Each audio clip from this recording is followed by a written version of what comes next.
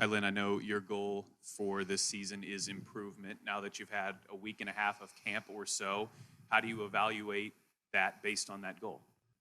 Um, there's no doubt that we've improved since the first day of camp.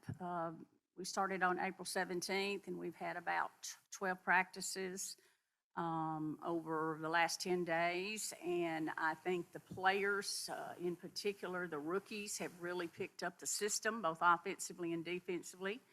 And I think our goal to improve, I see it in practice. So we're making progress in that direction. What have been your major takeaways so far from NaLyssa? Gifted.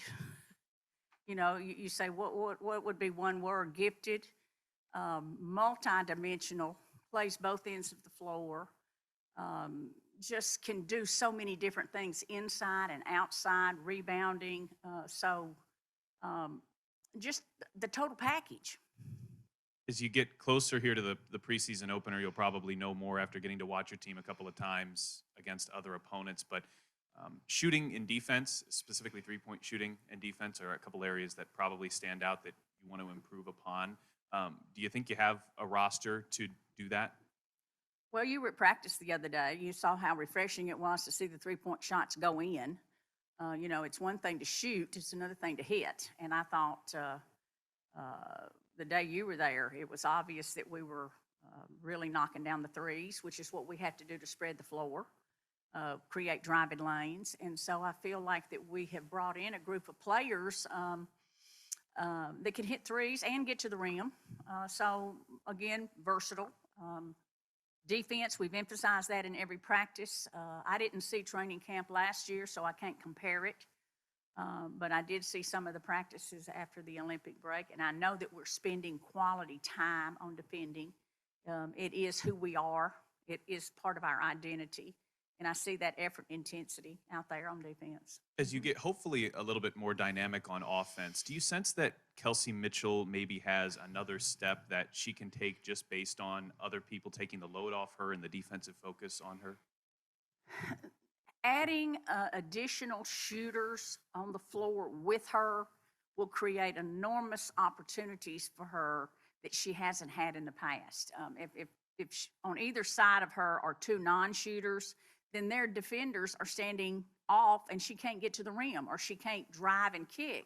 And so now putting a shooter on either side of her creates an opportunity for her to do some things that she's been struggling doing, I think, because there wasn't enough talent on the floor with her. Go ahead, Ryan. Anybody on Zoom have any questions for Lynn? You can raise your hand or send a note in the chat room if you have any questions for her. Tony, go ahead. Hey, Lynn, good to see you. Now that you've seen this team for 2 weeks in camp, you know, you had 9 rookies in there. How do you feel like all the rookies are gelling and fitting in, all playing together for the first time? Well, there's just something about rookies. I don't, you know, they're high energy. They're silly at times. You know, I love their enthusiasm. I love their joy at being here. I'm hoping 3 years from now they still have that enthusiasm and that joy and that just excitement that they have right now. We've been real impressed with the rookies. You know, 2, 4, 6, 10, and even 20. Those first 5 picks that we got are all highly skilled. They're champions. They've come from great programs. But let's remember, they're rookies, and so we've got to give them time to grow up. You know, where will they be next week? Where will they be the next week? Where will they be in a year from now? And so we're investing in those rookies, and, you know, I'm optimistic about who we're investing in. Matthew, question for Lynn. Lynn, how do you gauge success both for the team as a whole and also specifically for NaLyssa, given the expectations that she has coming into this year? Well, as I've said all along, our goal this year is improvement. And so if you were last in the league in points scored, be 10th or 9th or 8th, move up the ladder, score more points. If you were last in the league in giving up points, give up less points. If you were last in the league in three-point shooting, instead of being 12th, be 10th, be 9th.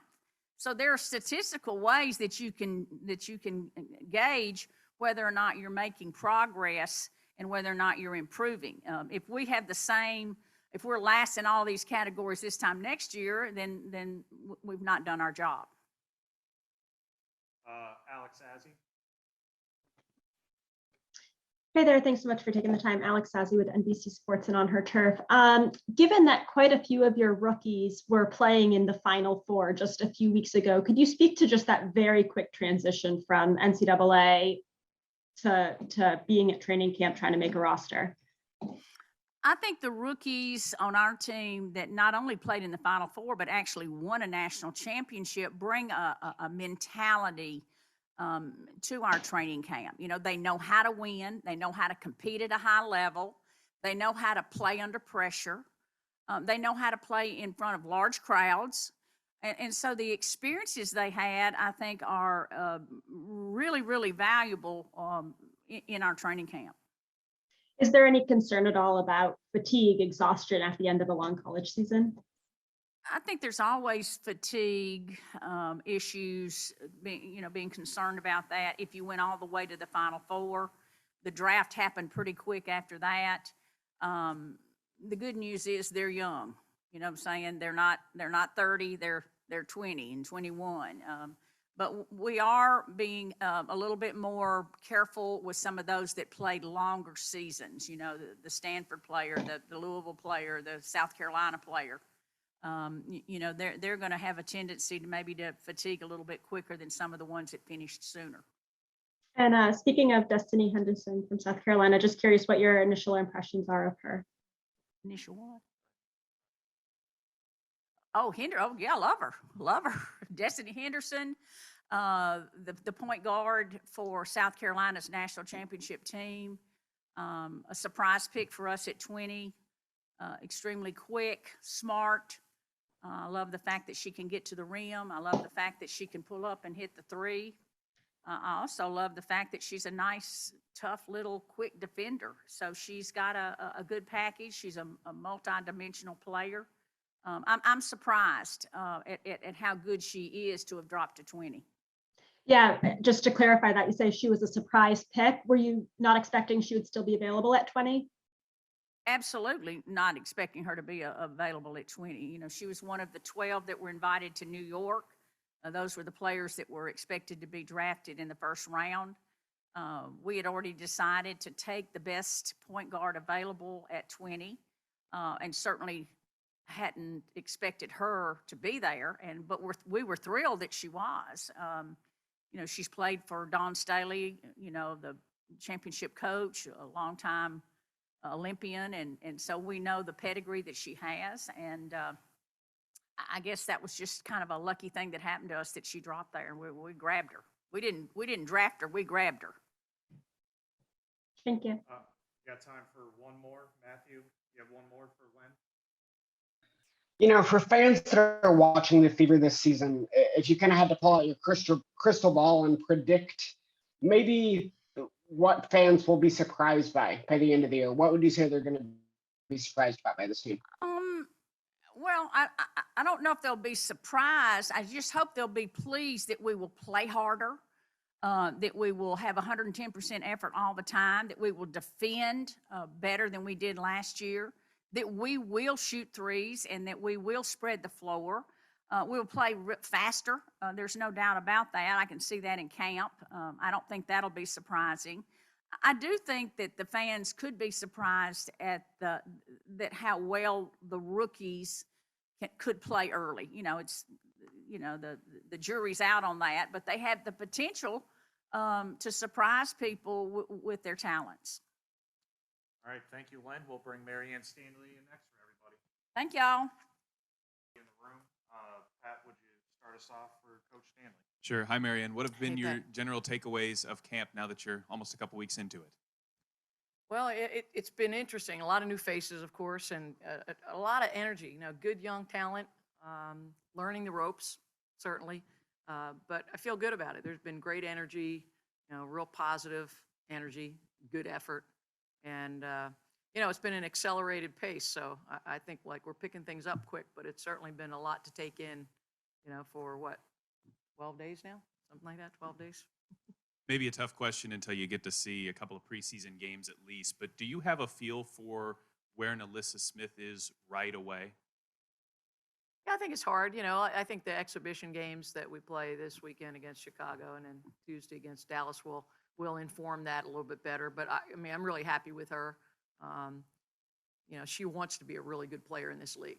So there's the effort and the desire there to not just be good, but to be great. So it's a process, and some of that the rookies have to experience. You can't give them experience; they got to acquire it on the path. So she's had a good training camp thus far, playing hard, playing well, and like I said, it's just going to be it'll be a steep learning curve, but I think she's up to the challenge. She's ready for pro basketball.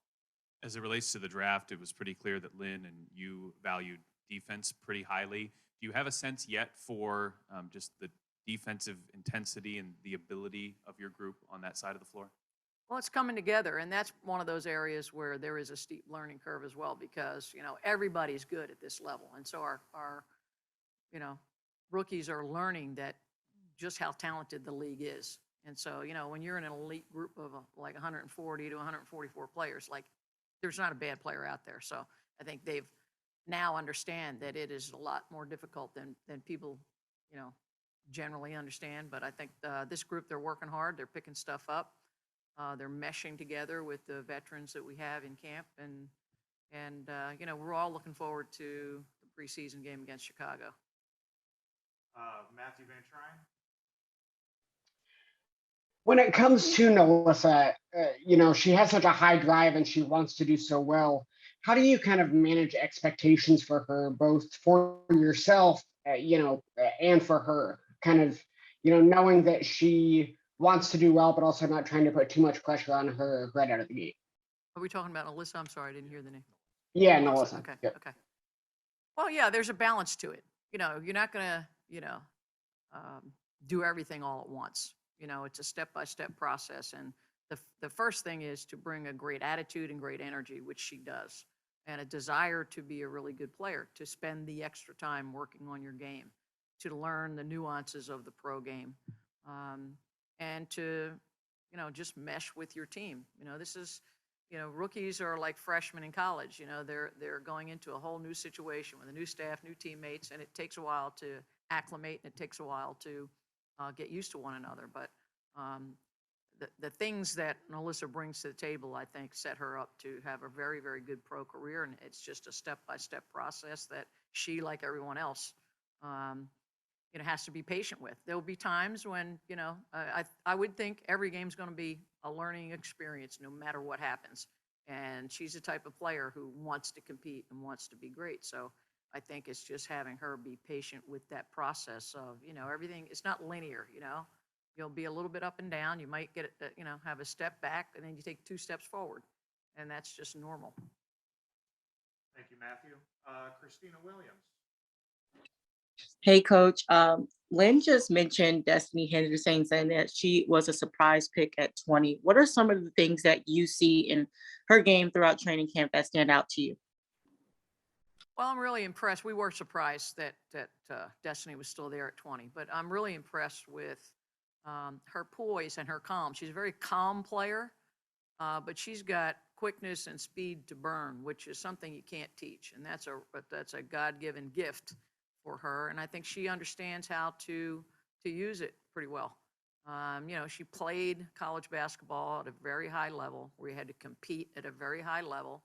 So I think she's another player who's poised to take advantage of this opportunity and to help us. But the biggest thing I'm seeing is that she's got a really good basketball IQ, and she has a poise and calm about her that's really exciting to see for a rookie. Thank you, Christina. Can I ask a follow-up? Oh, go good. ahead. Can I? Yeah, go ahead. Sure. I'm sorry, I can't hear you. Oh, I'm sorry. Yeah, go ahead. Go ahead. Okay, thank you, Coach. Sure, absolutely. A few days ago, it was announced that the Fever lost Bernadette due to injury. How will that impact, the roster moving forward? Well, that's a really unfortunate loss for us. Bernadette, who we call Betty Hattar, was a 6'10" forward center out of Hungary who just helped her team win the EuroLeague championship, which is the biggest prize in all of Europe, and playing really, really well. So yeah, it's a loss. We were counting on having her this season, and unfortunately, because of an ACL, MCL tear, she's going to be out for probably 10 to 12 months. So, you know, we are reevaluating, you know, all of the possibilities that we have in front of us. You know, we're still in the early part of training camp. We're waiting on Elena Coates to arrive from Turkey. We're real happy with Queen Egbo and Alanna Smith and Ameshya Williams-Holliday. You know, they're all getting used to, and Emily Engstler, they're all getting used to the process of you know, playing in the front line in the pros. So right now it's just a matter of seeing how things blend, and you know, we'll take it from there. But that's been a recent situation that we've got to adjust to, and we will. No question about it. Tony East.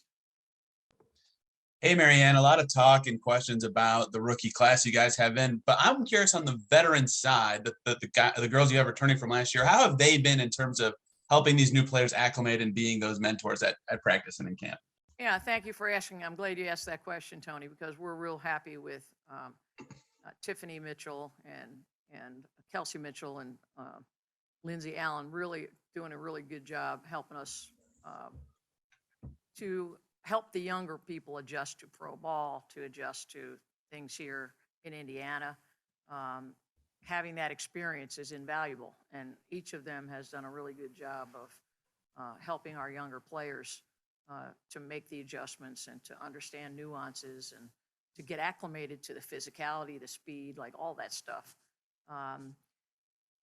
Interestingly, both Lindsay and Tiffany just came back from Australia, where they won, their team in Melbourne won the Australian Championship. So they both had a really good campaign, and happy that they had that experience, and coming off of that, sort of use it as a springboard to get settled here.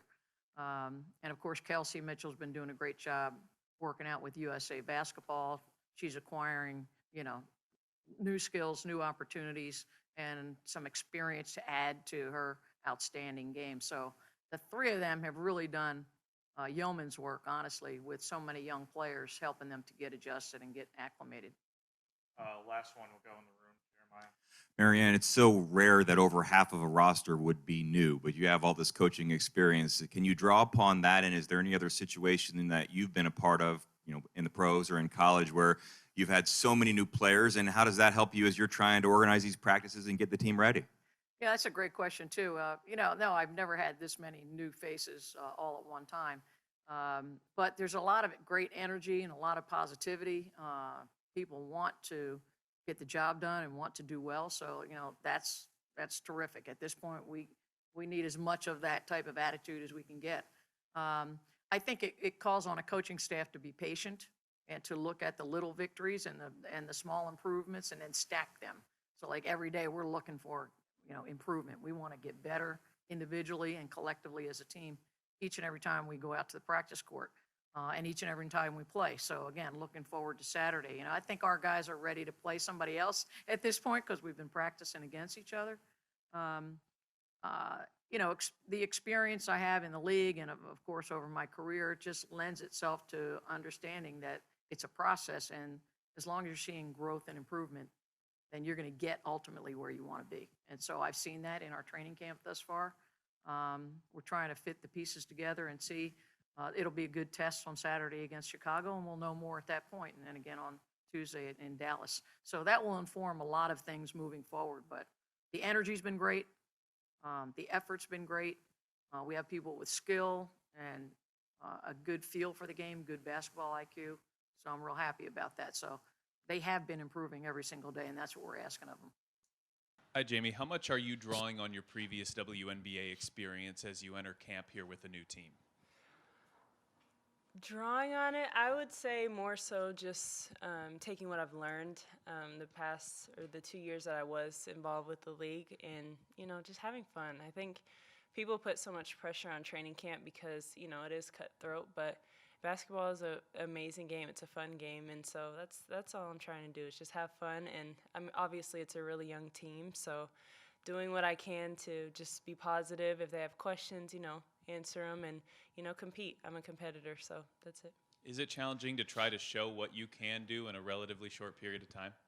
Oh yeah, for sure. Obviously, every team is different as far as what they need and what they want. So I think that's the biggest thing when you come into an environment, especially with a young team and a team that's really growing, is just doing what you can.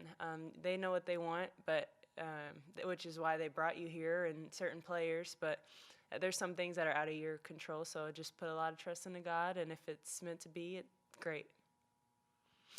Thank you, Pat. We'll go Matthew Van Tryon on Zoom. What's the most impressive thing you've seen NaLyssa Smith do during training camp? I'm sorry, what is What's the most impressive thing NaLyssa Smith has done during training camp? Oh, she can do a little bit of everything. She can shoot the three. She's athletic as all get out, and she can drive. So I think it's just going to be fun seeing her career get going here in Indiana and all that she's going to be able to accomplish. The sky is the limit for her. So when she taps into it, which she's going to, when the games start rolling, I'm just excited for you guys to see that. Anybody else in the room? Anybody on? Tony, go ahead. Jamie, I was talking to Kelsey Mitchell last week, and she was joking about how with so many rookies asking questions, it's actually been better for her because she's been learning a lot with questions that even she doesn't know stuff sometimes. How's this environment been like for you with a lot of teaching and learning moments going on all the time? Right. Obviously, that's life. You're always learning stuff. If you think you know everything, you're in the wrong place. So if you're, obviously, you can always learn. Basketball that's what's beautiful about it. That's why we play it, to constantly get better. I don't think there's a single perfect basketball player or perfect human in the world. So we're constantly learning, constantly getting better, and I think that's the beauty of the game. Anybody else on Zoom? Anybody else in the room have anything for Jamie? Alex, go ahead. Kind of following up on that rookie question, I'm curious, I feel like so often in team settings, like the veterans bring the energy and kind of the traditions. I'm curious if the rookies have developed any of their own traditions. Yeah, obviously everyone's different from maybe their college program, what they did there. Every team is different in what they require. So even here, I know the coaches want a lot of communication. They want, everything full throttle, running to different stations. So I think it's really different on every team you go to, what every coach expectates between each player, and so I think it's really just the different expectation between each coach that you go to. So that's the biggest thing, just figuring what that is and just doing it to the best of your ability. Obviously, no one's perfect, but that's all you can do. Figure it out. Just to follow up on that, how would you kind of summarize those expectations at Indiana? Just playing hard, working hard. Obviously, it's a really young team, so when you are with a new coaching staff and just the W compared to college or compared to a different team that you're with, obviously there's 3 vets with the team right now. There's some overseas, but when you have just a whole new group, it's a lot of adjusting that needs to happen, So I think that's the biggest thing, just figuring that out. Obviously, we don't have a lot of time because preseason games are starting to get going, so I think just they want you to figure it out pretty quickly, which is understood. It's a job at this point, we're professionals. Thank you. Thank you, Alex. We'll go to Jeremiah in the room here. How would you describe the competition level in the training camp practices? Because on the outside, it would seem as though there's, a lot of competition for playing time, maybe even roster spots, while you're also trying to learn a new offense and learn a new group of teammates. Obviously, it's competitive. Every WNBA training camp is going to be competitive.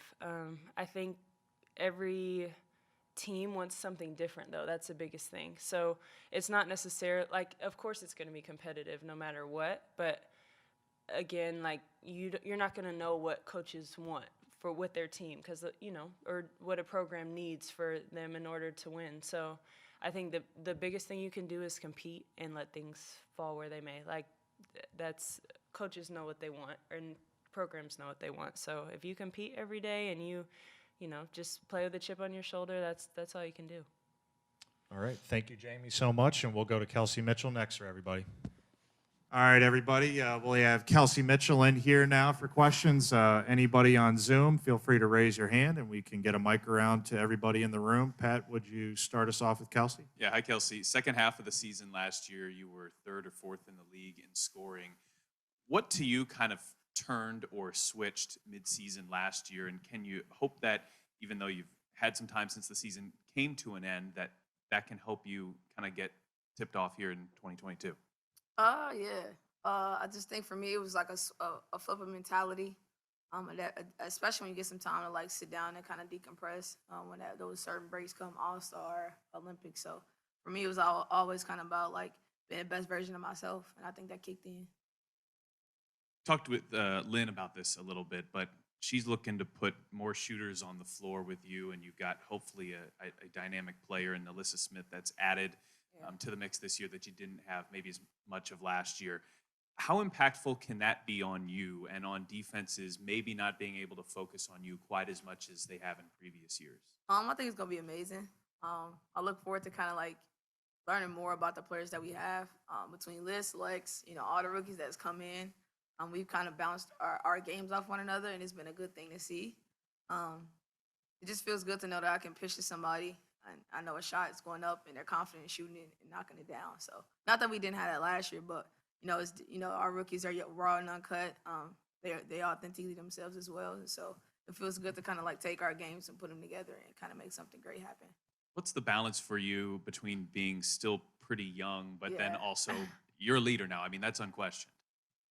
It's kind of weird. Somebody just asked me that the other day. It was kind of like, dang, how do I feel about kind of like expressing stuff that I know to somebody just younger than me when I feel like I don't even know? But it's been really good. It feels good to kind of like be that person that can look at and ask questions to, and be that shoulder that they lean on. Cause I don't know, it kind of felt weird when I was doing it at first. I was like, I don't know, ask somebody else. But now I'm kind of like getting into the swing of things. So it's definitely a good thing. Thank you, Pat. Christina Williams. Hey, Kelsey, it's Christina Williams of Girls Talk Sports TV, AU, and MSG Networks. I'm good. How has your experience at Athletes Unlimited, like with being a captain and learning, the different things outside of being a player, helped you to come in and just kind of like lead these rookies in training camp? That's a good question. Athletes Unlimited kind of put in perspective that whole leadership role. For one, I give my hats off to coaches who actually do that for a living because I could not do it. But on another note, as far as leadership, it kind of just taught me how to be a better communicator. I'm very soft-spoken, so it was kind of difficult and tough to tell people where they had to be and what was required. But it's definitely helped me now when people like Liz and even Lex and Henny ask me questions and I can actually tell them. So it feels good. What is some of the things that some of the rookies are asking you? How long is practice? When is it gonna be over? Do we do this every day? And then like logistically, like, how to move around. If somebody say it's time for this, like, is it actually that time? And I'm like, yeah, you actually gotta be on time for all of this. Like, so it's just like small stuff that's kind of funny, but it's funny to me because I ask the same questions to the best that I had. I used to ask different questions every day, so I don't feel bad. I love helping them. Anything they need, they can call on me. You just talked about when you were a rookie. Who was one vet that you kind of leaned on during that time of your rookie season? Definitely Candace Dupree. She kind of welcomed all of us rookies with open arms. And she made things a little easier as far as like communication and telling us where we needed to be and how I needed to go. So it felt really good to have an OG vet in the game to kind of like help us out. Thank you. Thank you, Christina. Matthew Van Tryon. Kelsey, with this rookie class and the expectations for these players, as a veteran, how do you think you're going to be able to help them manage expectations and kind of manage the highs and lows of their first professional season? I think the first answer to that question is not hold them to any expectations. Allow them to be who they are. Allow them to learn the way that they feel they need to learn. And we embrace that with one another. I always tell them it's going to be days where you don't got it. It's going to be days where it's like you're not feeling it.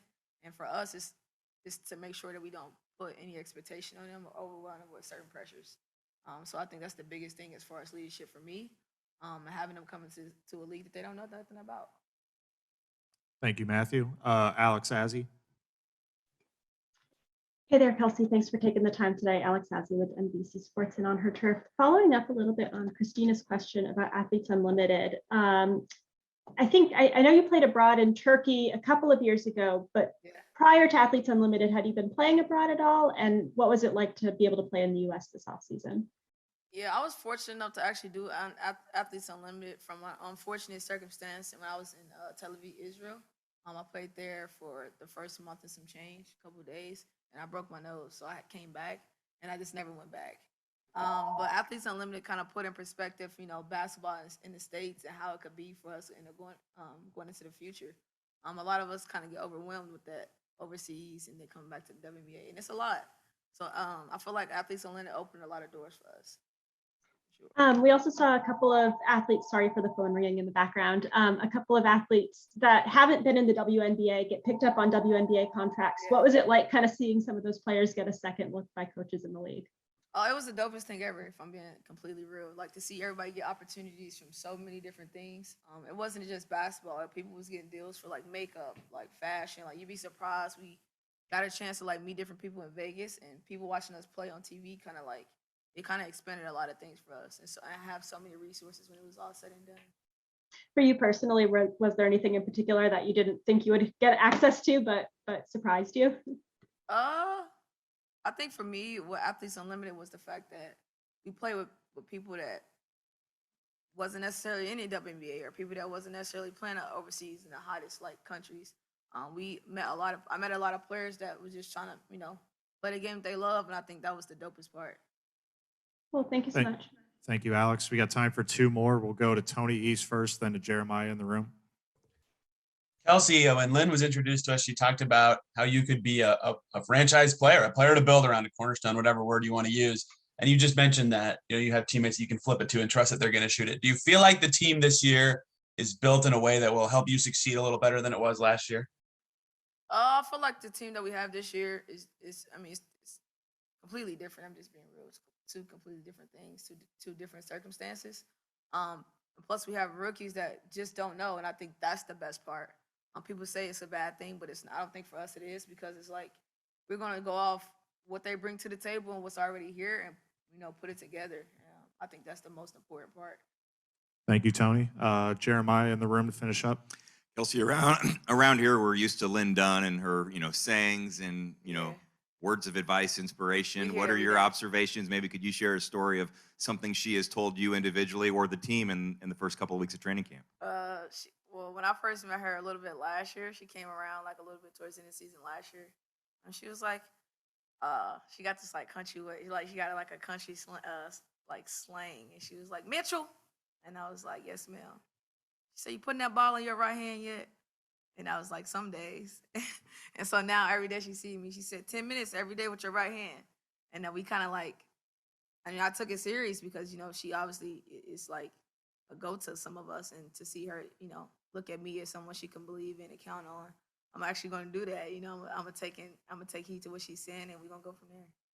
Awesome. Thank you, Kelsey. We'll bring Tiffany Mitchell up next for everybody. All right, a little change of plans, everybody. Going to have Jazmine Jones joining us first. Anybody has any questions can raise your hand on Zoom. We'll go in the room first with Pat Boylan to start us off with Jazmine. Hi, Jazmine. You had a really nice rookie year, and you've been a WNBA player here for a couple years now. As you were looking for opportunity for other teams to sign with, what was it about the Fever and this opportunity that compelled you to join Indiana, at least here for the training camp? I'm just excited, just in general, just being able to still live out my childhood dream and playing in the WNBA. Every day I wake up, I'm still excited. Every day I come to practice, I'm just excited, just living my dream. So just being able to have another opportunity here with the Fever, I'm just blessed and highly favored. How much can you draw on that WNBA experience? You're still very young, but you're not a rookie. You've been through camps before. How much can you draw on that previous experience? Just coming in, I'm still learning every day too. I'm still learning and asking a lot of questions too. But just being here, like my first year was in a bubble, and then my second year was actually like a full like WNBA season for me. So I'm still learning for real. So I feel like I might have been here. I'm going on my third year, but I'm still learning. What are you trying to show in training camp, and how much is perhaps your defensive versatility something you're trying to display? Like you said, I'm just trying to be versatile. When I was overseas this past couple months, I was very focused and locked in on my defense and being able to score the ball in different kind of ways on the 3 level scores, getting to the rim, mid range, and then shooting the three, being consistent with that. Anybody have any questions on Zoom for Jazmine? Tony, go ahead. Jazz, have you had sort of any conversations with Emily Engstler about your UL days yet and talked about being Cardinals to this point? Yeah, me and Emily talked sometime. We actually just went back to Louisville together this weekend just passed, and that was actually my first time back since I graduated. So, but me and Emily been talking a lot about different things to expect in the W, and then with overseas and stuff. So yeah. You're still pretty new to the league, but you're almost a veteran here in Indiana, given how many rookies they have. Have you kind of had to take that in stride and be more of a teacher this camp? I mean, I've only been in 3 days of practice, so that's it. We'll go in the room, Jeremiah. Reading about the athletic family that you have, and you have 2 sisters and a brother in addition to your dad, but could you take me through some of the 2-on-2, maybe even 3-on-3 games that you played, or was the age range allow for that? It was never that. It was basically me and my older sister playing against each other all the time, and my dad coaching us, or my brother trying to play basketball. He's not a basketball player; he's a football player. So it's basically just me and my sister going at each other. She's 10 years older than me, so I was the youngster, always wanting to go against her. And of course, when I was young, I was getting my butt kicked. But now she can't even touch me now, so it's over with. 10 years difference. I mean, how much did that help you though, having someone to compete against that could teach you something? It's always great. My sister has been a great role model to me growing up. And then when I was younger, watching her play all the time. When she was in high school, I would watch her play every timeout or every dead ball situation there was, or halftime. I was that little kid running on the court, shooting the ball, everything. So just her seeing me play at the high level, she's just like in awe of me. And I talk to her every single day, and I'm just thankful for her, just following in her footsteps, for real. Anybody else have anything for Jazmine? No? Okay, thank you, Jazmine. We'll hopefully bring Tiffany Mitchell in next, everybody. Okay, we have Tiffany Mitchell now joining us. We'll go to questions on Zoom and in the room. Again, any questions, raise your hand, and we'll get a mic around to you. Pat, would you start, please? Tiffany, you had, I think, safe to say, a pretty unique season in Australia, but one that ultimately ended in triumph. Can you take us through what has to be one of your most interesting seasons away from the WNBA and what it means to have ended on the note that you did? Yeah, like you said, it started off very different for me, unlike most of my overseas experiences. It was a bit uncomfortable once I was there. I was told about, a rule that was in place about how I wore my hair when I played. So it caused, a lot of, commotion and awareness that was brought to the situation on how the rule was a bit discriminatory and it wasn't supposed to be in place. So I'm glad that I was able to at least shine light on, things that probably get swept under the rug, especially in different countries. And like I said, I think all of that was just a part of, my journey and my story to, in the right way with winning a championship in Australia. My team, the coaches, the staff, they all had my back and my teammates' back when we were presented with that on saying like we weren't going to be able to play if we didn't change our hair or tie our hair up. So I think the support from everyone that we felt kind of made me want to stay there longer because after that situation, I kind of just wanted to go back home. But I stayed true to what I believed in, and it turned out great for me. You and Kelsey are unique in that you're both young, but as it relates to this Fever team and training camp, you're certainly veterans, and that's really not new for either of you either. But as you enter another camp here, what's that dynamic like for you in what I would assume is being somebody that's looked up to as much as you are? Yeah, it's different. Like you said, being a younger player in the league, but also one of the oldest players on this team, it's definitely different. You look around the room and you see nobody basically that was here in the past except me, Kelsey, and Lindsay. So it's definitely taking on a different role and just trying to make, the rookies and people that are new here to feel comfortable. We're trying to do something different here and change, the energy and the vibe. So I think My job is to kind of just get them acclimated as fast as possible because, once games start coming in, it's like every other day. So it's either you got to learn or you're going to get punched in the mouth real quick. So that'll teach you how to change or turn the page and learn that way. But hopefully we get them on board and on track right away. Thank you, Pat. Christina Williams. Hey Tiff, it's Christina Williams of Girls Talk Sports TV and MSG Networks. Can you just talk about your individual goals to improve? Previously, Coach Stanley and Lynn, they talked about that being a goal heading into the preseason and season for the Fever. What do I look like? Okay. All right, cool. Yeah, as much new faces that we do have here and trying to get them ready, I also don't shy away from the fact that I also want to improve, myself and my game. I think the biggest improvement for me was just to be more consistent from the three-point line. I think I create a threat anytime that I do have the ball in my hands with transition, getting to the rim, being able to pull up, and also shooting that outside shot. So just being able to be consistent from all three levels all the time and being a great teammate and leading these young kids. Well, not kids anymore, but to me they're kids. But just leading this, young team to compete in this league. You talked about the young players on the team. Obviously, Destanni Henderson, a fellow Gamecock. What is it like to have her in training camp with you? And have you guys been able to connect at all during this time? Yeah, having Henny here, when we drafted her, it was great, just to have, another Gamecock in the league and also on this team. So, like I said earlier before, like my job is trying to just get her to feel comfortable, like being in that point guard position. A lot's going to be thrown at her really fast. And I think she's also been handling it pretty well. I mean, she's following behind Lindsay right now, which is a great leader in that position. So just taking it day by day, trying to make sure she doesn't get too overwhelmed. Being in that position, we joke around and stuff all the time in training camp right now when our teams go against each other. So, she has a heart of a 6'5" post player, but we tell her, let's stay at the point guard. We need to handle that first. Can you think back to like your rookie season and that transition from being coached by Coach Don and then coming into the WNBA? What are some things that were imparted on you from being coached by Coach Don? She just gets us ready. That whole mentality, to get right or we're going to get left behind. So I think that's what we know, like coming into this league, we're playing against some of the best players in the world. So it's just being able to compete, hold your own and know that you do belong.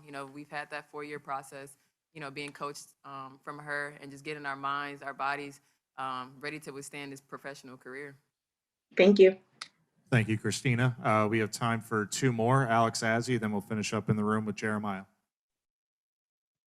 Hey there, thanks so much for taking the time. Following up actually about Destanni Henderson, I know you two didn't overlap at South Carolina, but wondering if you could, what your first memories were of her. Of Destanni? Yeah. My first memories of Destanni when she was at South Carolina? Yeah. When was she a freshman? What year was that? I think 2018. Trying to think back. Because who was the point guard at that time? I think Ty Harris. Yeah. So I think my first, I remember her being, McDonald's All-American and coming in and just knowing they were coming in with a really good class. And, Henny kind of just had to play her role at that time, I feel like, playing behind Ty. So I think in the beginning of her career, she didn't get a lot of minutes early on as much as, somebody from high school that just became All-American and going into, a collegiate program. You're kind of humbled.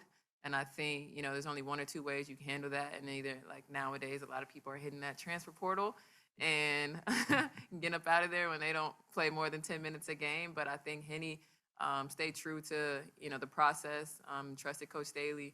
And ultimately, it paid off for her because, she's now drafted. She's in the WNBA right now. And some players, when they have to take that route and they hit adversity, they kind of run from it. So I think Henny really handled it really well her 4 years and became a starter, once Ty left. Thank you, Alex. JJ, finish up with Tiff. Tiffany, you've seen so many players come and go, and you're still here. Do you feel valued by this franchise? And also, do you feel some sense of responsibility to help, get things turned around?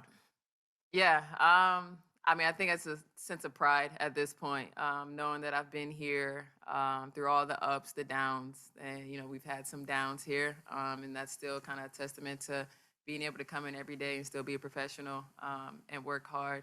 So I think I don't necessarily owe it to this organization, but also to myself to kind of help change this around. I want to be a part of that process, and I want to be a part of that team. Or I can say, I was on the team, we only won 6 games that season, but I also was on the team that changed that around and made it back to the playoffs since my first year that I was here. So being able to still be here and kind of right the ship, I like the opportunity. I like the challenge.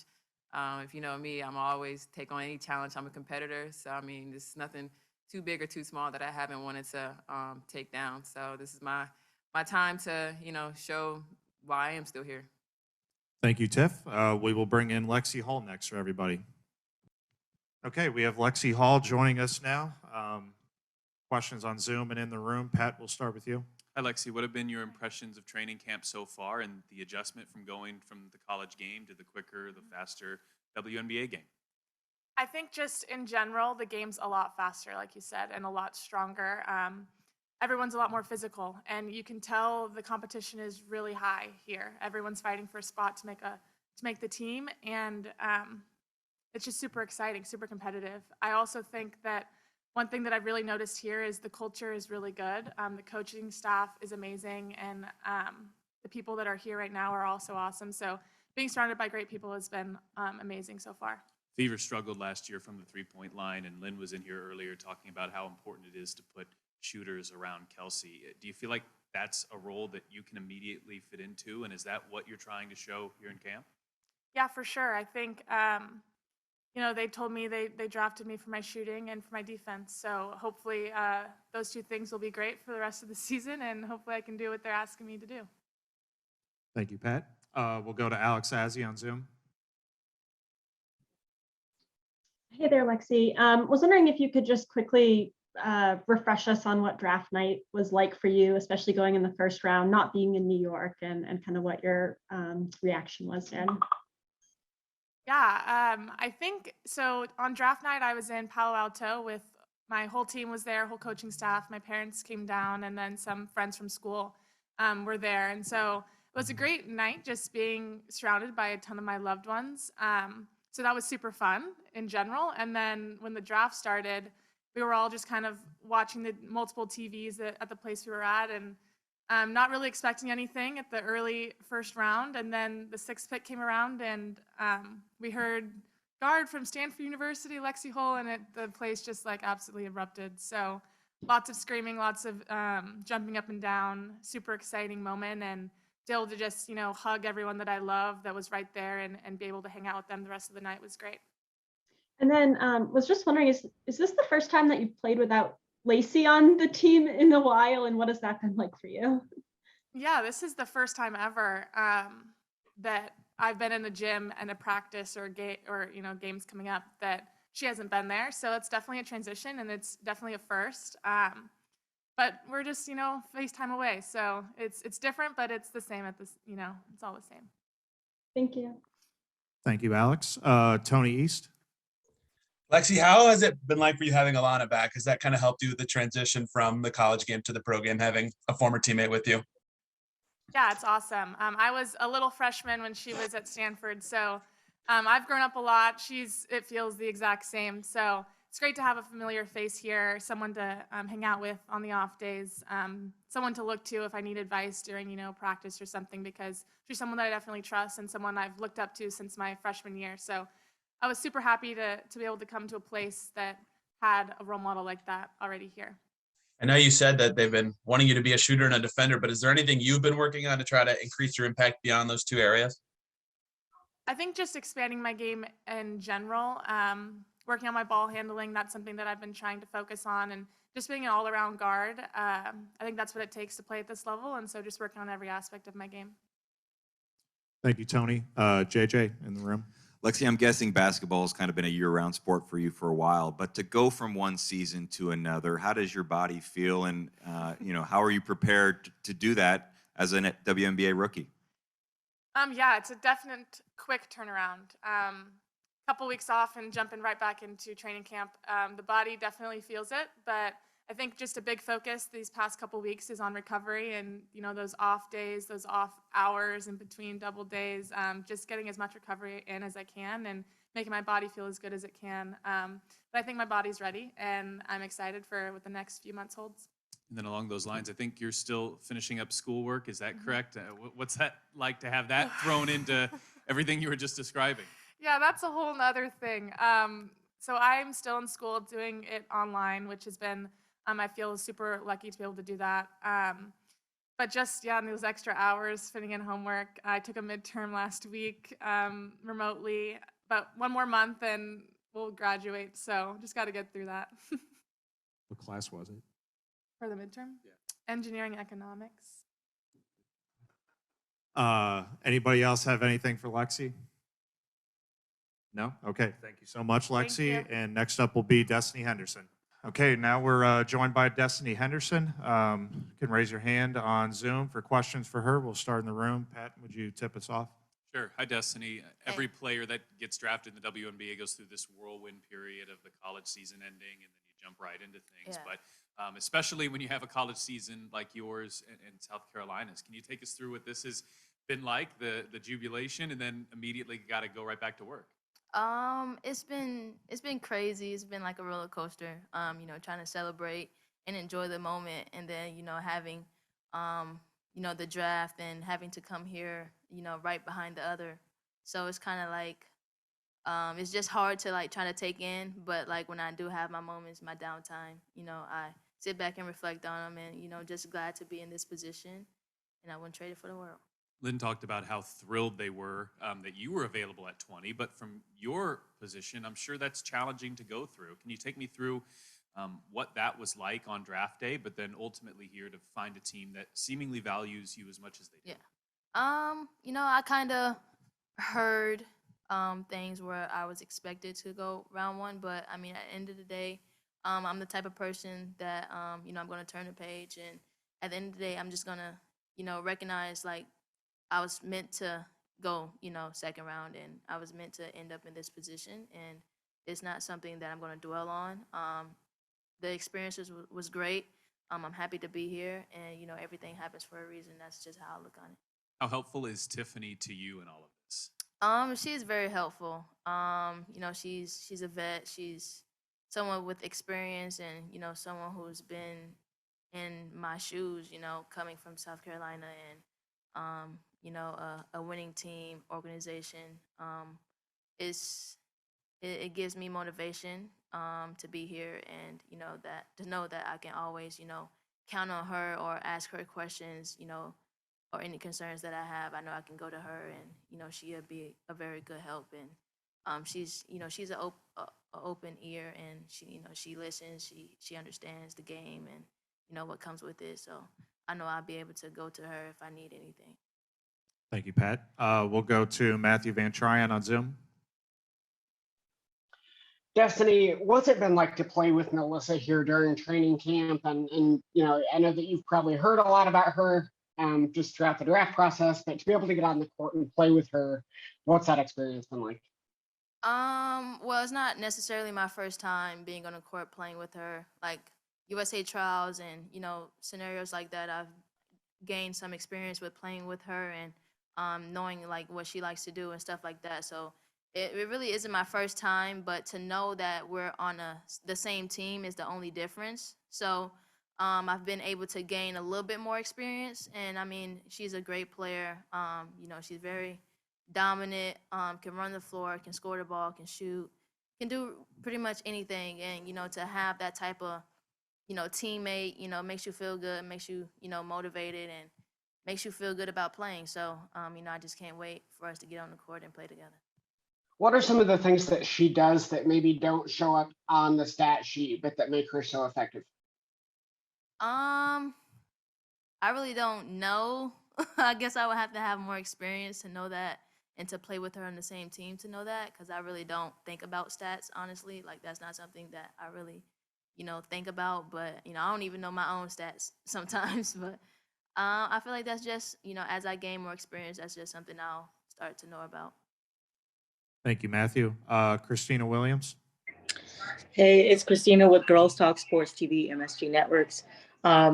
Tiffany talked about how you've been leaning on Lindsay Allen during this training camp. What are some things that you've been learning from her? I feel like just how to stay composed, be yourself, turn the page, to always give effort. I feel like that's been a great teaching point in our training camp, like to always just go 110%, and to keep the energy up because everybody's tired, everybody's training hard, everybody's focused, everybody, wants to win, wants to get better. So in those moments where you feel tired, just to turn the page and to give effort because that's not something that can be coached. As you prepare for this preseason game, Lynn and both Coach Stanley talked about the individual improvement. So you went from winning a national championship to training camp. What are some things that you're going to look to work on individually in this preseason game?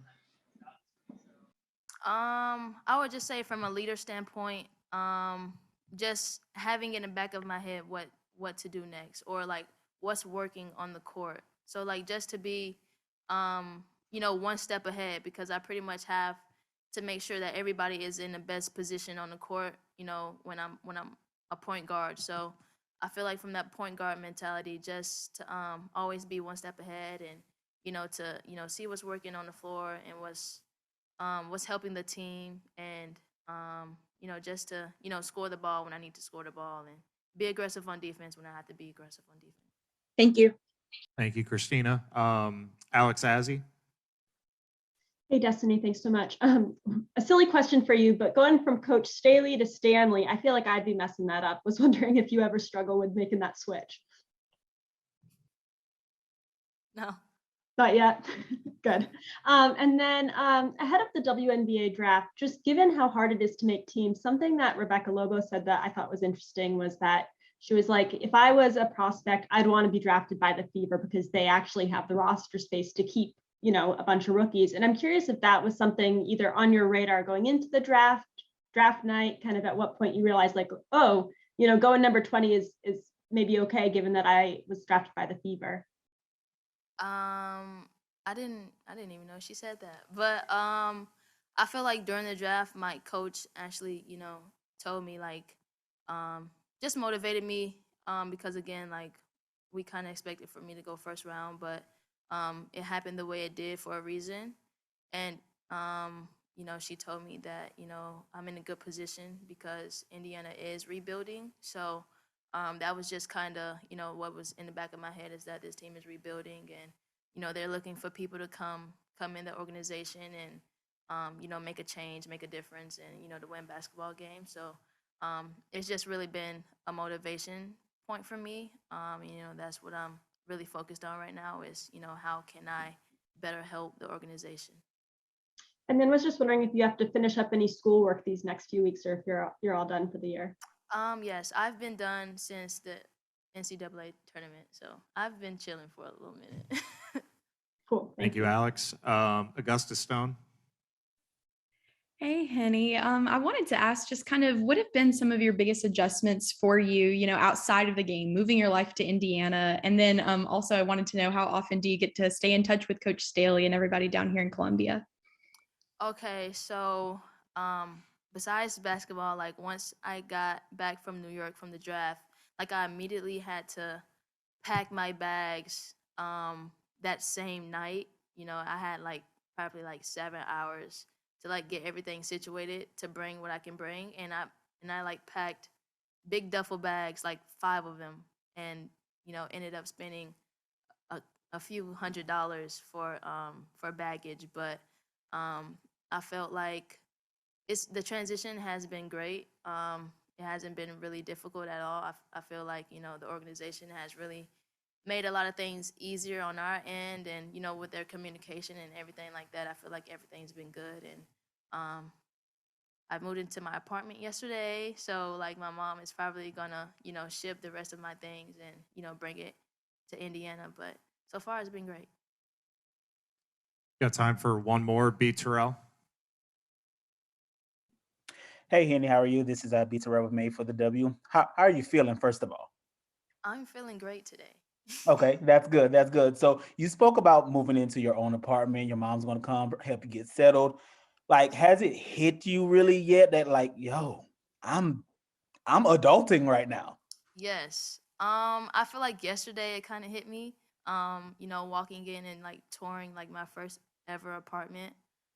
It's like it's just crazy because it's like basketball is like literally like my job now. Like it's always been my job, but it's like I'm like getting paid to do this, and not to take this opportunity for granted because it can be taken away from you at any point. So it's honestly just been a blessing, and I'm grateful to be here, and just trying to soak it all in the moments that I have, and where I'm not playing basketball, but just on my own time. It's yesterday was like probably like the first moment I had when I just realized like, dang, like I'm really living this type of lifestyle.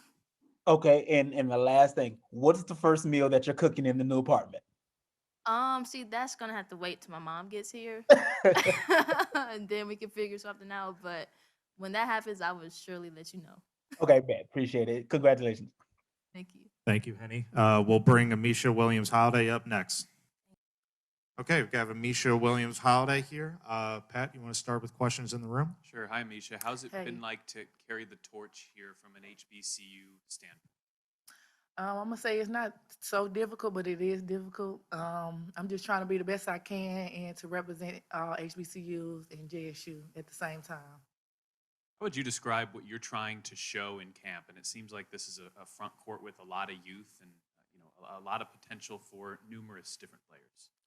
I'm just trying to show that I'm a good rebounder. I can play defense, and I can work hard, and I'm gonna go hard. What have your interactions so far been like with the coaching staff? And how much are you leaning on them as you and numerous other rookies go through a major transition? It's good interactions. I ask questions sometimes. Sometimes I be kind of scared to ask questions because I don't know if it's the right question to ask. But I know I just have to keep asking questions so I can learn more and be better at what I'm trying to do. So I have to get better at asking more questions. B. Terrell, I see your hand still up. Anything for Ameshya? Anybody on any Zoom have any questions for Ameshya? Alex, go ahead. Hi, Misha. Alex Azzi with NBC Sports and On Her Turf. Wondering, just kind of taking a step back, how you've been able to process and enjoy this while also knowing it's such a competitive environment, and kind of how you balance those two things at the same time. I just been really focused and not trying to have so much on my mind, trying to transition into the W and trying to learn the fever and see how they the things that they're needing, and just trying to see what all I need to get better at and do better in. And were you surprised at all, with some of the media attention around, the first player drafted from an HBCU in 20 years? Just were you surprised at all by how much attention that got, and what does that mean to you? I was very surprised. I was really shocked. I didn't know I was gonna get that much attention from being the first HBCU in 20 years being drafted. I had so many famous people in my inbox, a lot of blue check marks. So it was like wow, I didn't believe it. I didn't know it was that serious now. But I know now it is very serious, and I have to take it serious and just go hard and work hard. You mentioned the famous people. Anyone in particular stand out, or any particularly meaningful people that reached out to you? I know Tamika Catchings had mentioned me in a tweet, and it was I think it was a rapper. I'm trying to think which one was it? It was I can't even think of the name right now. I have so much in my head. No worries. I JJ, can't think of in the room, anything? With the excitement, expectations, what are your feelings going into these preseason games? Because I know you're trying to prove yourself in training camp. The first opportunity to show what you can do in a game situation comes up this weekend. I just know I need to go out there and represent who I am and go grab as many rebounds as I can. And is your family here with you right now? Your husband and your son, or what's the plans there? Not yet. My husband left this weekend. He was here for the weekend. He left, and they supposed to be coming back Friday for the game on Saturday. Him and my child. Anybody else have anything for Misha? No? Okay. Thank you, Misha. We'll bring Emily Engstler on next, everybody. Hi, Emily. How would you describe what training camp has been like so far in the transition from the college game to the pro game? Yeah, training camp has been an adjustment. I guess just longer days and more aggression and strength in that aspect that you have to get used to. Also, learning how to adjust to the different rules and calls in the WNBA game. But it's definitely been a fun experience. Each day has been an education of getting taught something new. It's not often that a player ranks as highly as you did in both blocks or steals. Typically, you see one or the other. What do you think it is about your game that allows you to excel in both of those areas? Yeah, I think it's, being my height, but also being kind of agile with my speed is what allows for them to be in the same area. Length. Length with speed can definitely get you blocks and steals. And along those lines, how do you see yourself transitioning to the WNBA game? Like, do you have a set position that you feel like you fit best in, or are you still kind of trying to adapt and learn that as well? I'm going to be honest with you. I'm going to play any position that they tell me to play. You want to stay on a roster. You want to stay with the team. And I definitely want to build with the Indiana Fever for as long as they'd like me. I guess I could play the 3 to 5. I'm definitely learning the 5 a little more here than I have in a long time, which I'm okay with. Anybody else in the room or anybody on Zoom? JJ, go ahead. Emily, you played the one season in Louisville, and now you're still pretty much in the Midwest. What was that year like, and do you like this sort of Midwest way of life? Yeah, I loved playing with Louisville. I didn't get the longest amount of time there, so I bet there's still a lot of things I can explore, which coming here is cool because it's only about an hour and 40-minute drive away. So I think it was an adjustment. I was just talking about this, actually. It's definitely different from where I'm from in New York City, but I really like Indianapolis so far. I'm extremely excited to continue to explore the city and just see what it has to offer. There are some veterans on this team, but there are a lot of newcomers like yourself. How exciting is it to be able to be a part of a group that can sort of, help push this franchise forward after, a couple of down seasons? Yeah, we're a very young team, and that's including the vets. And, our vets are old enough to have experienced a couple years in the WNBA, which is awesome because I think with all these rookies, you're going to need that. But at the same time, I think we're not too far in age where, it's different. I think we're all kind of experiencing and going through the same things in that aspect. We have amazing rookies. I'm super excited. I'm excited to play with them. I'm excited to cheer them on and have them cheer me on and all that team chemistry and just, with all that rookies, people think that there won't be too much chemistry, but I actually think it's going to be more helpful for us in that aspect just because we're all kind of in the same position. We'll go to Zoom. Tony East. Emily, now that you've had about a couple weeks of camp and practices with the new coaching staff, what have they kind of been helping you work on, or what have they been asking you to kind of grow in your game so far?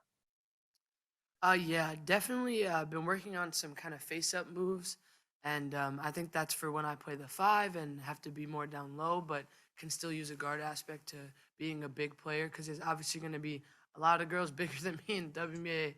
So I'm just trying to learn how to adjust to, face up, one quick move shot, pull-ups, stuff like that. This team and a lot of players have talked about improvement being big for this team, especially on the defensive end of the floor as one of the better defenders in this draft class. How do you feel like you can help on that end of the floor? Yeah, I think there's still things for me to adjust to because I do think the WNBA game is a little different, but I think I can be of help. I think that's why they drafted me. I think I can bring a defensive presence. I just need to adjust to learning their specific defense, and once that comes, I think great things will happen. Thank you, Tony. Matthew Van Tryon. Emily, what's it like to play with NaLyssa Smith? And just kind of what does she bring on a day-in-day basis in practice that makes her so special? Yeah, well, this is one, first of all, she's a good person. She's funny. She always cracks me up in practice. But her ability to score the basketball at this high of a level is actually really amazing. Sometimes I just watch her take these really difficult shots, whether they're over me or other girls, and they'll fall, and I'm like, dang, how does she make that? When you come from college, you're gonna miss, you're gonna make mistakes, but seeing Lys's ability to score still like the way she did in college is actually really awesome. Grateful to have her on my team, that's for sure. You mentioned her personality and how she's, funny. How would you describe her personality? I know that you have only kind of been around her for a couple of weeks, but based on what you've seen, what is she like as a person? Yeah, I'm definitely still getting to know Lys. Yeah, she's funny. She's a funny person. Her and Queen are a funny duo. But I would say Lys is a little to herself, but when you kind of are getting to know her more, she's more vocal in that aspect, and she just seems like a good person, and she's kind, funny. She's a good teammate. So I think that all is a recipe for success. Got time for one more. Christina Williams. Hey, Emily, it's Christina Williams of Girls Talk Sports TV. Can you just talk about your overall experience at training camp, and what are you looking forward to the most about Saturday's preseason game, against the Chicago Sky? Yeah, the training camp has been a ride. We've been going really hard, and I think the main reason is because we're building. We have so many new people, so we're just kind of learning all this information at one time. But it's really testing your ability to be a pro and an adult, and I like it as much as it can be. A little stressful here and there. It's cool to see yourself step up and take this role on as a professional athlete. So I think we're all adjusting well. It just takes a little time. Great environment by the staff and our vets. I think that's what's really allowing the rookies to adjust so quickly, honestly. And I hope other players have that, but I know we do. I'm sorry, can you follow up on the second question again? I said, what are you looking forward to most about this preseason game against the Sky? Well, I'm not exactly sure what I'm looking forward to most. I guess I've never played in a game yet. Just hopefully can produce for this team in any way that I can. I hope we win. I know it's just a preseason game, but I want this team, I think we deserve a lot. We work really hard, and we're seeming to fit well together the past couple of days. So I hope for a competitive atmosphere. I mean, I'm excited to play against Candace Parker. That's pretty cool. Someone you look up to for a long time, but I don't know yet exactly. All right. Thank you, Emily. We'll bring Queen Egbo up next for everybody. Thank you. Okay. We'll go to questions now for Queen Egbo. Pat, would you start for us, please? Hi, Queen. This is obviously a whirlwind type period for any rookie, but for you to go through it with NaLyssa, somebody that you're familiar with, how much does that help you in all of this? Yeah, Alyssa's my girl. We've been through so much together. Obviously, we've been together, played together for a really long time. And so just the opportunity to continue developing our friendship and experiencing all of this together, we have so much that we can relate to. And we're always making inside jokes, and just knowing that I have somebody I'm super comfortable with and being able to just gel really quickly with her is it's an amazing experience. Not everybody gets drafted with their teammates. And so just being able to experience this with her is just a really special moment. With the Tiara McCowan trade before the draft, it really seems like the center position, the front court as a whole, is very open. How would you speak to the opportunity in front of you? Well, obviously, I saw it as an opportunity. They needed somebody who could step up and be physical like she was, and a big center. And I just felt like I brought that physicality, that rebounding, that love to the game. And I feel like it's just opportunity. It was anybody's for the taking. NaLyssa talked a little bit about how the coaching change with Nikki Collin helped her in a lot of ways become more WNBA ready. Did you experience that at all? I mean, obviously you went from a legendary coach before that, but having somebody that has been in the pros recently, was that helpful for you? Oh, yeah. Coach Nikki obviously was a pro coach for a little bit, and she brought the same ideologies to college basketball. And so that transformation was really important for me. I feel like developing my game and just being ready to compete at the next level, because we ran the same type of sets, we ran the same drills, we did the same things that they're doing here. And so I just feel like I was a step ahead. And I texted Coach Nikki, a few days into training camp and told her, like, I'm just so appreciative of our time at Baylor together. I feel like I'm ahead compared to some of the other girls who might not have had the same opportunity. And this honestly was just a blessing in disguise. You know, when change happens, a lot of people aren't used to it. They kind of shake and wither. But me and Liz, we've learned so much through Coach Nikki and because of her. And I feel like that definitely paved the way into what we're doing now and where we are today. Thank you, Pat. We'll go to Zoom. Matthew Van Tryon. Do you have a favorite story or a memory with NaLyssa from your days at Baylor that just kind of, summarizes the relationship you guys have?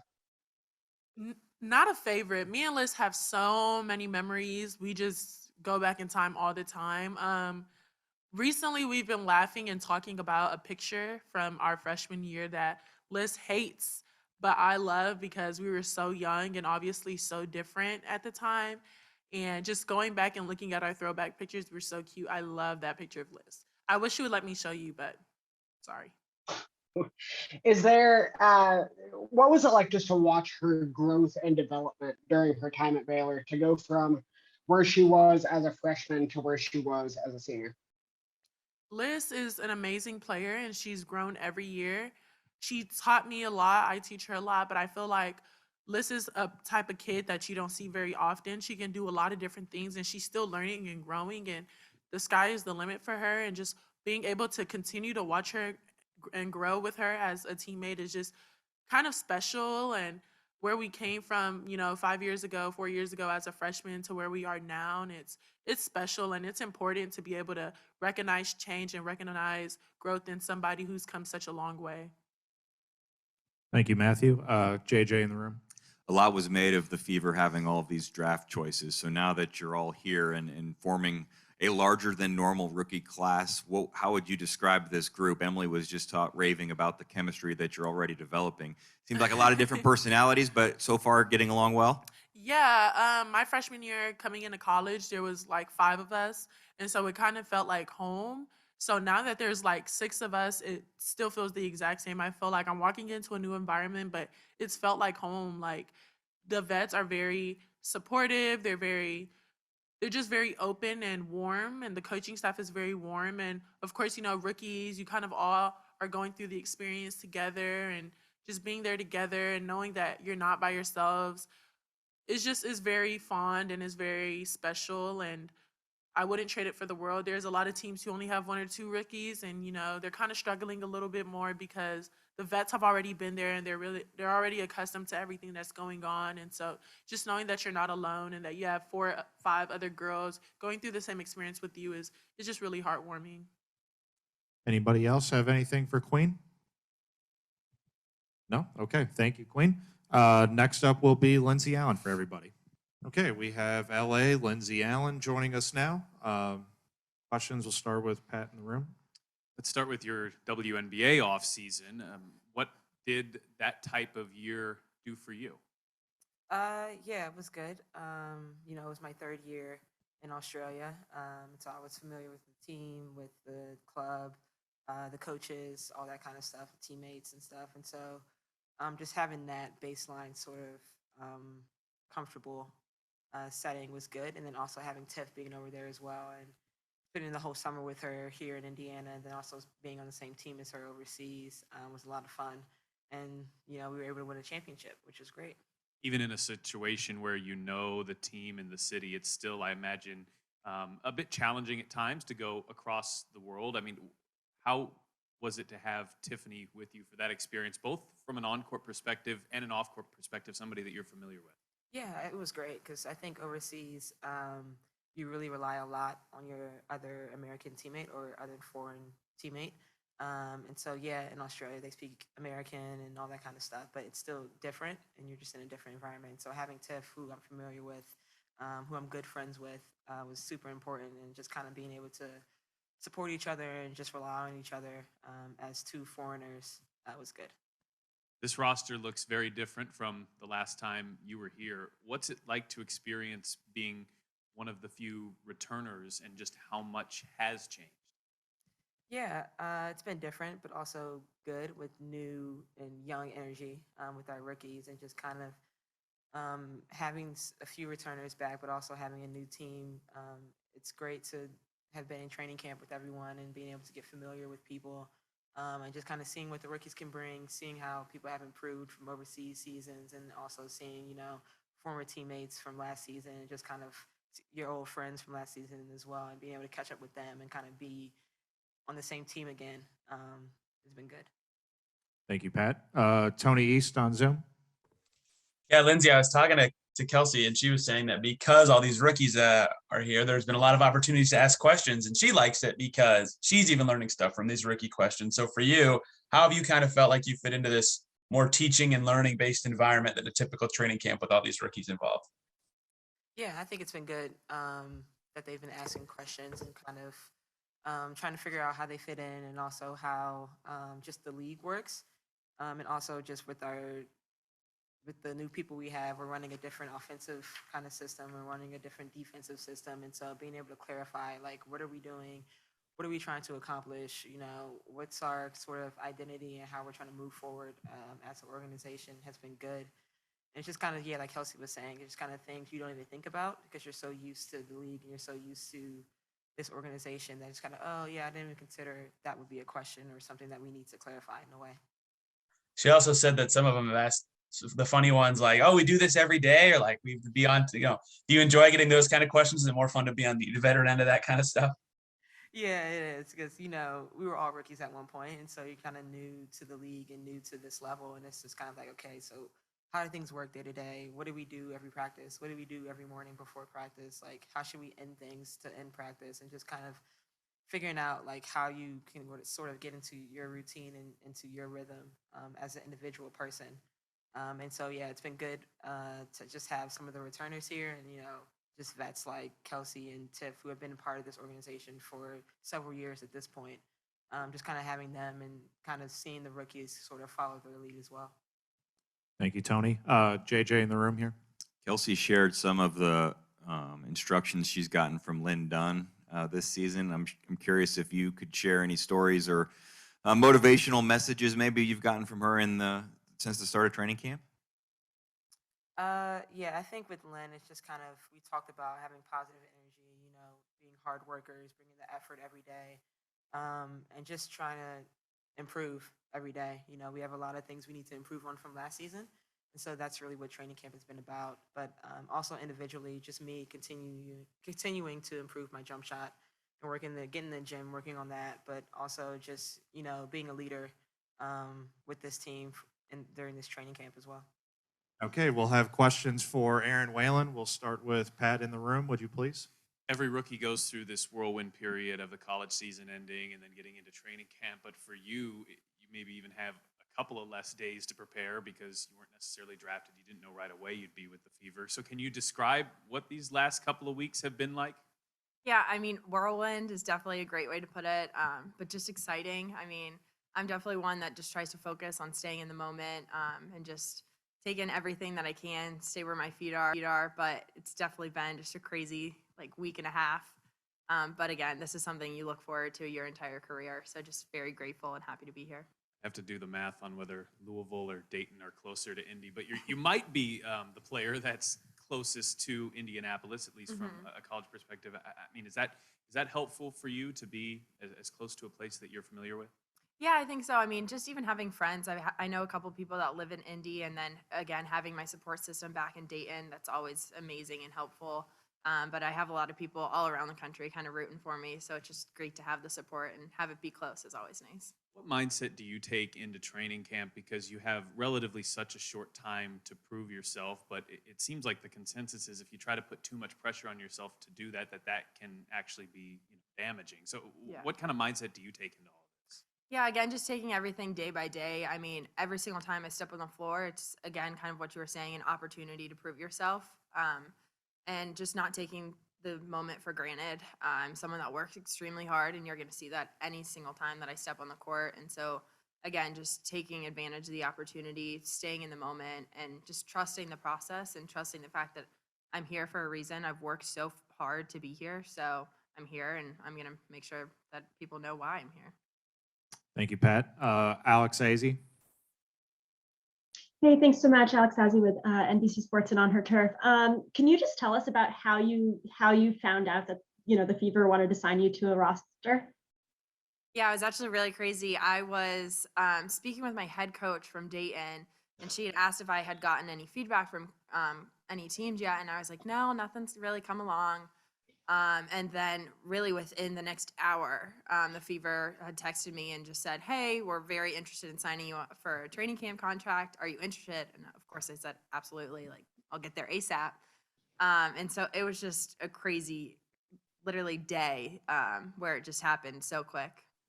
And are you still taking classes right now, doing stuff remotely? Yes, I am still in classes. I'll be in classes until September. I'm on my second master's right now. But thankfully, all my classes are online, and my professors have been really great in understanding of my situation. So they've been able to kind of help me with that too. So it's been good. And then the WNBA is one of the hardest, probably the hardest league to make in terms of just roster spots. I'm curious, like, how old were you or when you kind of realized just how tough it was, and how do you kind of balance that while you're in training camp with also your ambitions?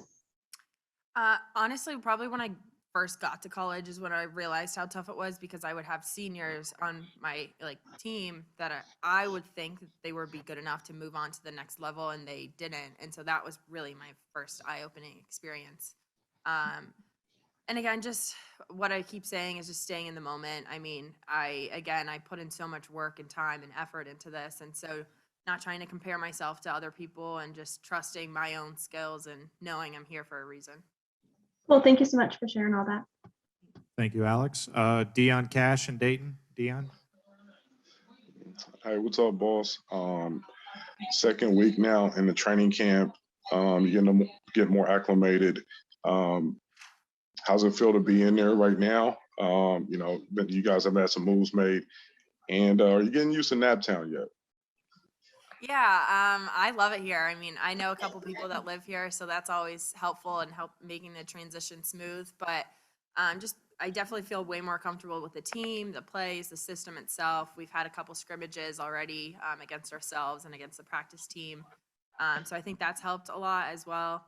But just, again, feeling more comfortable and getting a lot of reps in with everyone is always helpful. So I feel good.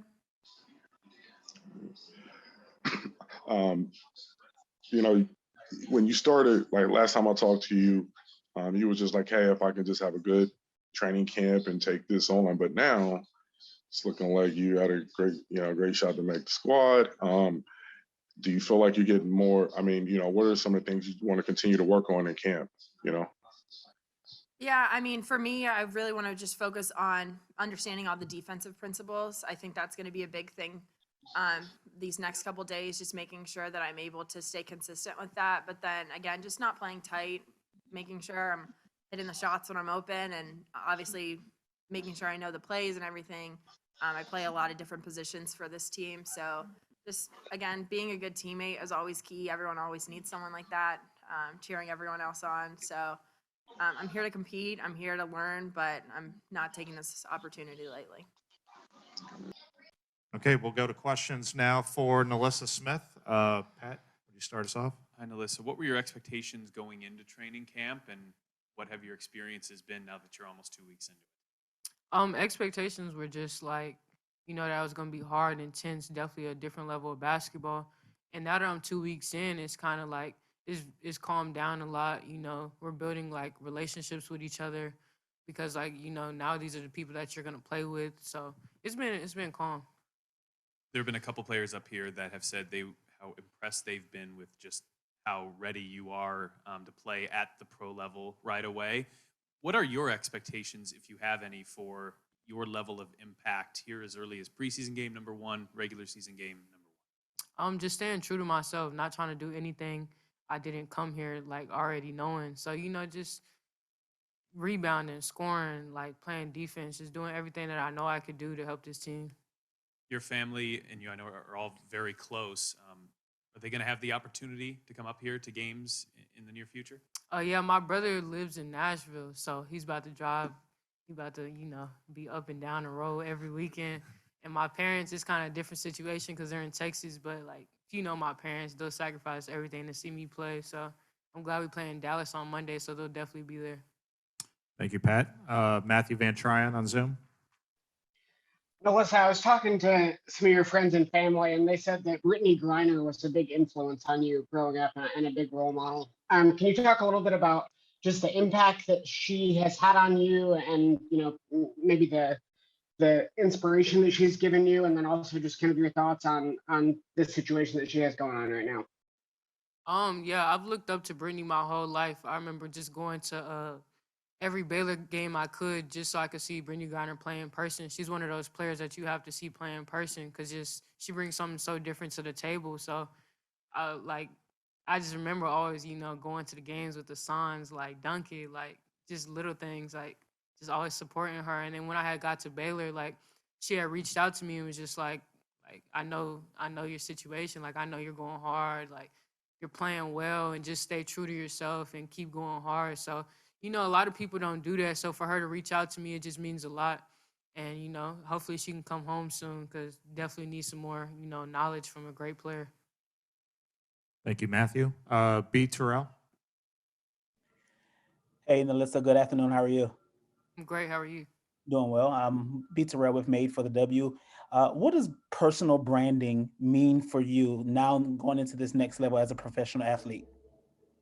Personal branding is huge. I mean, that's what's going to get you marketed. That's what's going to get you endorsements. So, just bringing something new. Like, I always want to, change something up about, maybe the way I dress or like the way I dress on the court. I just like, being different from everybody else. So I think that's a huge thing.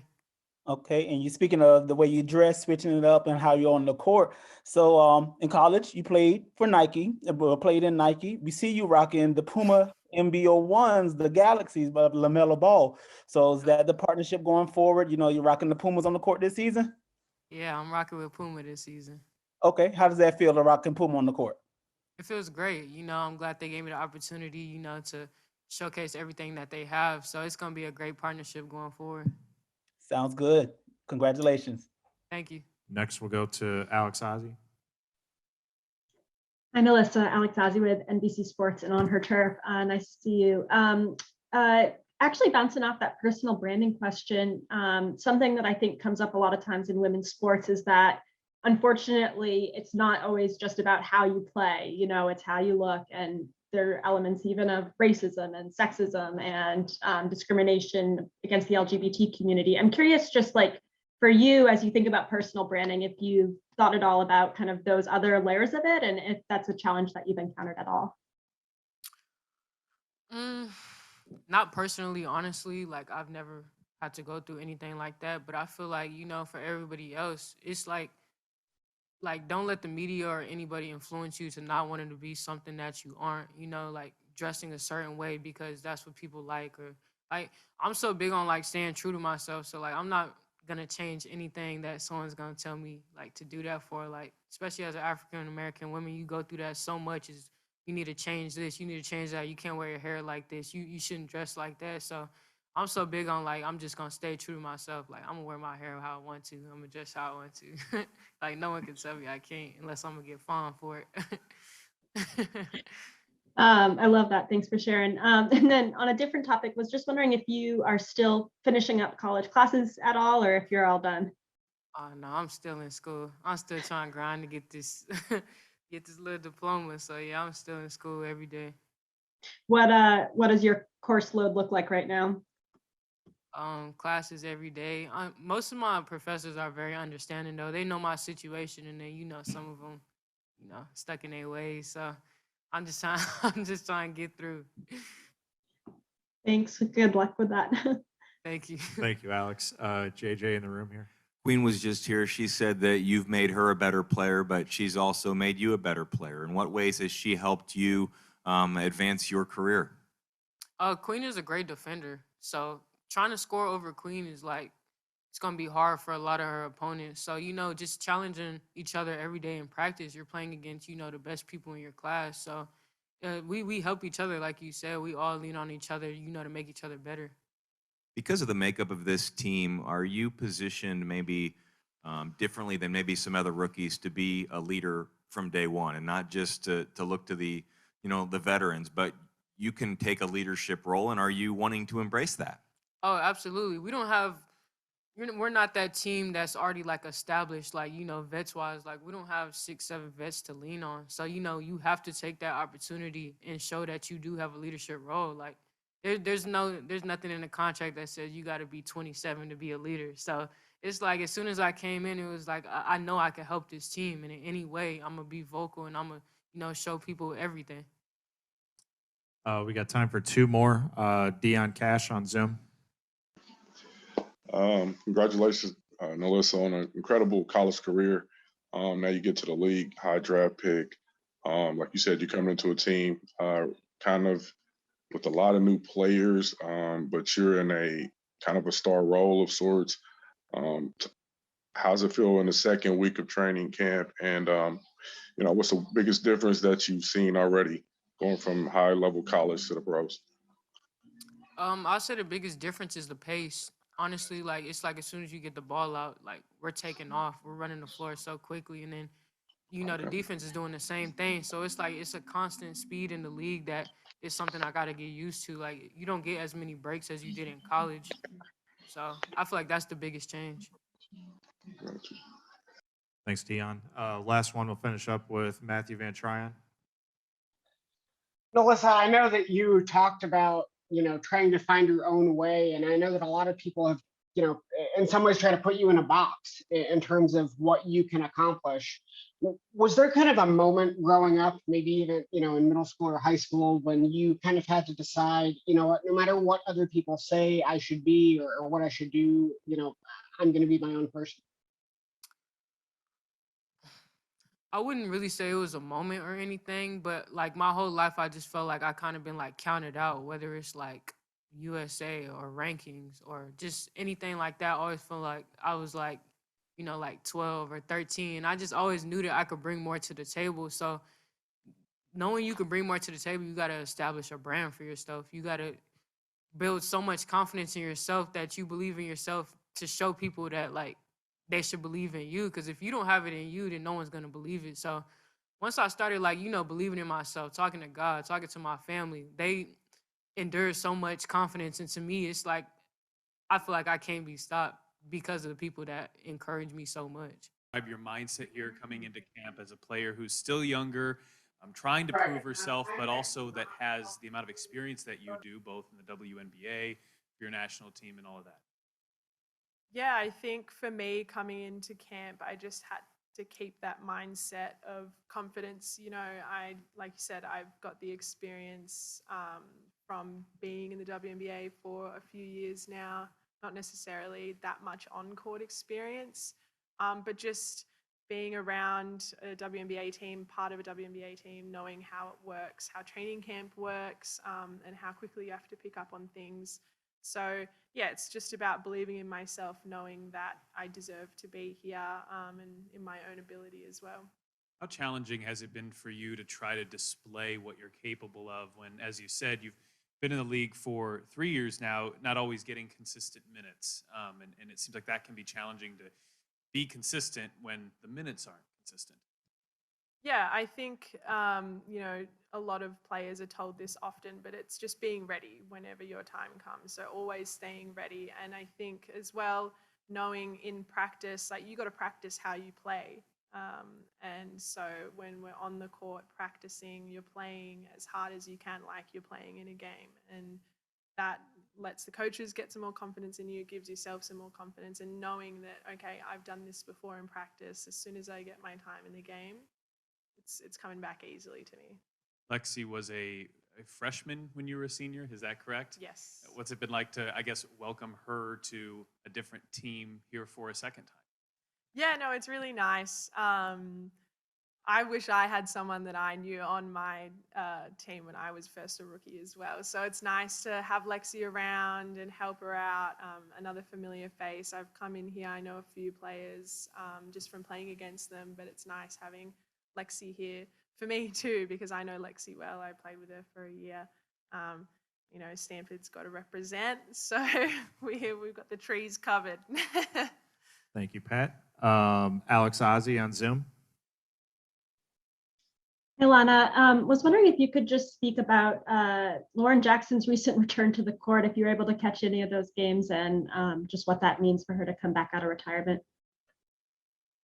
Yeah, I haven't been able to catch any of the games. Time difference isn't great out here, but I've seen the highlights and stuff, and she's killing it. I mean, she's still Lauren Jackson, right? Like one of the greatest basketball players to ever play the game. So she's out there, and I think it's amazing what she's been able to do. You know, her body, I know at the end of her season wasn't in a great way. She had a lot of injuries. So the fact that she's been able to work that hard and be able to get in shape and play again on court is incredible. I mean, it's amazing to see.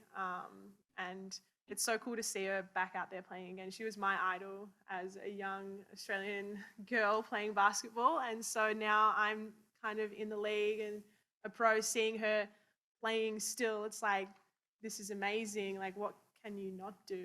Like, you're incredible. Did you ever get to overlap with her, or were you too young to have missed that cutoff? I was too young, unfortunately. I would have loved to have played with Lauren, but I did watch a lot of her games when I was a kid. Well, maybe you'll get the chance now going forward. Who knows? I know, maybe. We'll see. Fingers crossed. Cool. Thank you. Thank you, Alex. We'll go to JJ in the room here. I don't know about the age difference, but were you able to watch your dad play professionally as a youngster? And what was that like? And what do you remember about that? Yeah, I grew up kind of in a basketball stadium / arena. So I remember just like running around with the other kids, my dad's teammates' kids as well. I don't have much memory of him actually playing basketball. I mustn't have been paying that much attention, to be honest. But he still plays in like recreational leagues and stuff. And I've made an effort to go to some of those games as well, much to his horror. And I sit in the crowd and I'm the loudest supporter there. So yeah, no, I've been watching my dad for a long time. Have you just searched his name on YouTube at all to find, old clips? Yeah, and he's shown me, he's got old like VHS tapes of him, like dunking compilations of him. So I've seen all the highlights of his game.